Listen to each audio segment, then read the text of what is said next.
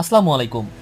চলমান সংঘর্ষে আজ সারা দেশে পুলিশ সদস্য সহ এখন পর্যন্ত সর্বমোট ৯৫ জন নিহত হওয়ার সংবাদ পাওয়া গেছে। সহিংসতা, সংঘাত, সংঘর্ষ, গুলি পাল্টা গুলি, ধাওয়া পাল্টা ধাওয়ায় এই মৃত্যুর ঘটনা ঘটেছে। এর মধ্যে ১৪ জন পুলিশ সদস্য, যার মধ্যে সিরাজগঞ্জের এনায়েতপুরের থানায় ১৩ জন পুলিশ সদস্য নিহত হয়েছেন। অন্য মৃতদের পরিসংখ্যান স্ক্রিনে দেয়া হলো। অন্যদিকে বৈষম্য বিরোধী ছাত্র আন্দোলনের মার্চ টু ঢাকা কর্মসূচি একদিন পিছিয়ে আগামীকাল অর্থাৎ সোমবার করা হয়েছে। আন্দোলনের সমন্বয়ক আসিফ মাহমুদ আজ একথা জানিয়েছেন। এদিকে সাধারণ ছুটিতে অফিস এবং ব্যাংক তো বন্ধই, আদালত বন্ধ হলো অনির্দিষ্টকালের জন্য। সরকার ইতিমধ্যেই শিক্ষার্থী সহ সকল অভিভাবককে ঘরে ফিরে যাওয়ার অনুরোধ জানিয়েছেন। আজ রোববার বিকেলে এক বিজ্ঞপ্তিতে বলা হয়, বিভিন্ন জায়গায় জঙ্গি হামলা হচ্ছে, হামলাকারীদের বিরুদ্ধে কঠোর ব্যবস্থা নেওয়া হবে।